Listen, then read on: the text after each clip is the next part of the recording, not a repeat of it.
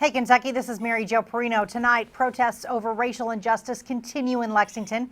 UK student athletes start their return to campus. And I'll talk to KSR's Jack Pilgrim about cats in the NBA draft. All that and more is next on Hey, Kentucky.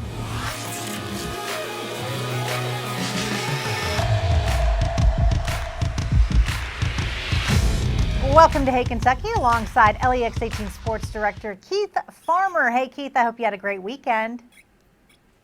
It was very good. Got to enjoy the sun, get out and play a little golf, so it was a lot of fun. How about you? Can't complain about that. No, I was pool bound this weekend, which is not a bad place to be. All right, we come into tonight's show as Lexington demonstrations have continued for 10 straight nights. Last night, protesters brought their voices, signs, and a message downtown. They gathered for hours, demanding justice for George Floyd, Breonna Taylor, and others. Before the march started, supporters of Black Lives Matter gathered downtown. One participant says they read the names of every black victim of police violence in the past 5 to 6 years, which they say took more than 30 minutes.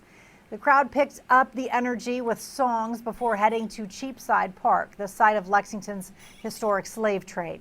And while the protests have been mostly peaceful on Saturday night, police say an Uber passenger got out of the vehicle and confronted a protester.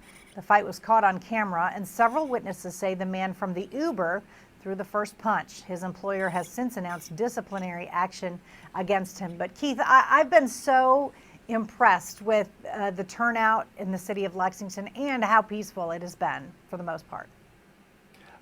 I tell you, it's not shocking, though, that we have had such a big turnout like in Lexington and Louisville. What I'm more impressed by is seeing some of these smaller cities and some of these ones we talked about last week that are so predominantly white that are having these protests, and all of them, for the most part, being very peaceful. Moorhead, Richmond, Corbin, Pikeville, all across the state. All right, civil rights icon Jesse Jackson made a stop at a Louisville church service over the weekend to speak about the root causes of social unrest. The discussion between Reverend Jackson and Reverend Kevin Cosby at St. Stephen Baptist Church yesterday called for justice across the nation. When asked about the Breonna Taylor case, Jackson said, quote, "When you kill, you should be arrested and charged," end quote. We're facing now, Reverend, 3 pandemics. There's the pandemic of racial violence by police. There's the pandemic of poverty, pandemic of COVID-19. Reverend Jackson also spoke on his opposition to Senator Rand Paul holding up legislation that would make lynching a federal hate crime. Jackson says he hopes the Emmett Till Anti-Lynching Act will be passed soon, despite Senator Paul trying to add an amendment to it. And Keith, Jesse Jackson is always this has been his fight for decades. So not surprised to see him in Louisville. Yeah, and that's what I was thinking too. You know, how long has he been fighting this, and now all of a sudden he has to feel like he has so many allies that he really needs to take advantage of this now. I hope so. The weekend protests got off to a strong start with help from Mark Stoops and the UK football team. On Friday, Stoops joined staff members Vince Marrow and Courtney Love and many players for a march through downtown. The entire group was wearing Black Lives Matter shirts as they walked along with Mayor Linda Gordon and community leaders. Generally speaking, for 7 years, I play things pretty tight to the vest on issues, but not on this issue. Everybody has to get off the sideline and get in the game and be part of the solution. And that's just a fact. That's the way it is. And Black Lives Matter, and they matter to me a great deal. And I just can't tell you how affected I was by it. And our players wanted to speak out. They wanted to do something. I did as well. And so we put this together. Keith, I am just endlessly proud. Not many college football coaches, many of them have used their platform, but not many have done it the way Mark Stoops did and the way his players spoke. What a life lesson for these young men. And it was just such a sight to see. I'm so proud of them.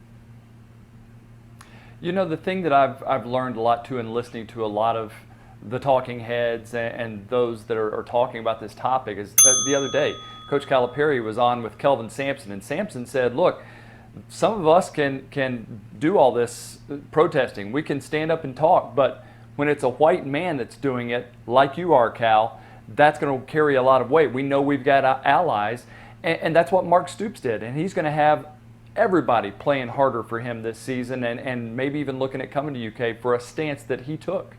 Yeah, I thought the T-shirts were very powerful as well. All right, now some updates on the COVID-19 pandemic in Kentucky. In Jessamine County, a church is back to online services only after some 17 members tested positive. The pastor at Clays Mill Baptist Church says he reopened his church to in-person services on May 17th after the staff was trained on how to help with social distancing.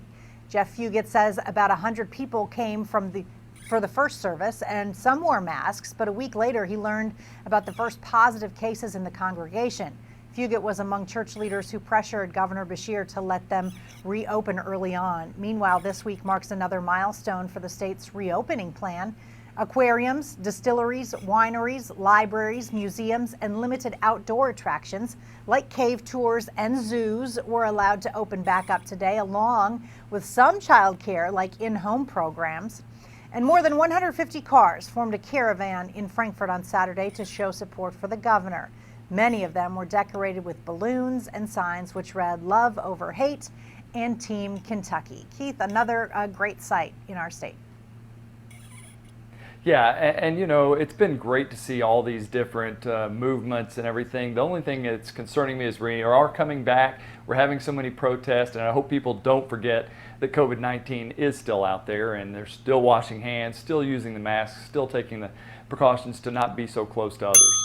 Fayette County Health Department, because we've seen a spike here in Lexington, higher numbers. They said the protests actually have had nothing to do with that raised level of positive tests as of yet. All right, the University of Kentucky has announced plans to begin the phased return of student athletes, which got underway today. The plans come after the NCAA and the Southeastern Conference voted in favor to allow voluntary in-person athletic activities to resume.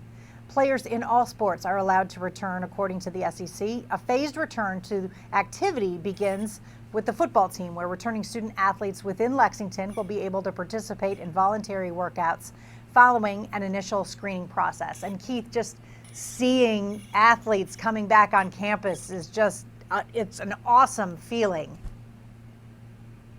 That, and I think this is going to tell us a lot towards whether we're going to have football in September, because we're going to get a few players now, we're going to get a few more next Monday, and then the following Monday the newcomers come in. So we're going to see how they interact, how healthy they stay, and that may go, like I said, a long way into September. And how the testing looks for those players as well. I'm interested to see how that goes. All right, turning to basketball, the Big Blue Nation is waiting to see if the NCAA's punishment of Oklahoma State could benefit Kentucky.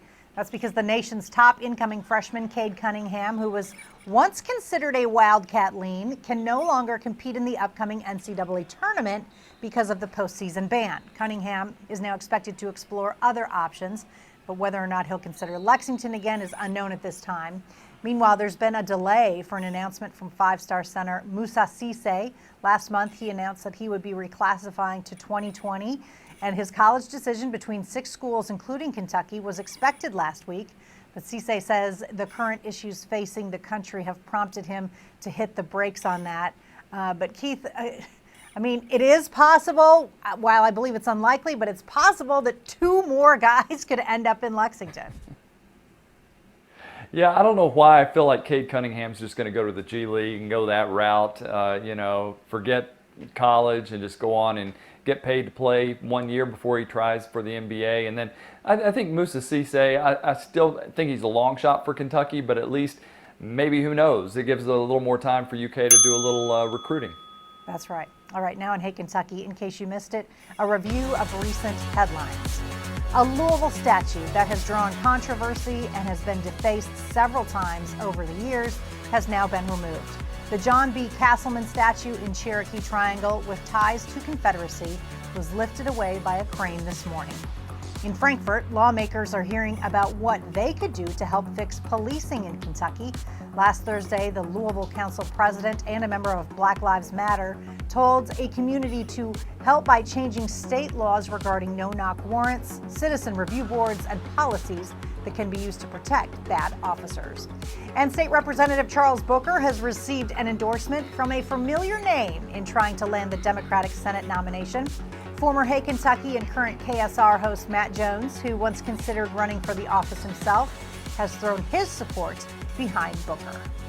Up next on Hey Kentucky, I'll catch up with KSR's Jack Pilgrim now that the NBA draft has been scheduled. We'll take a look at where some former Cats might land come August. Stay with us.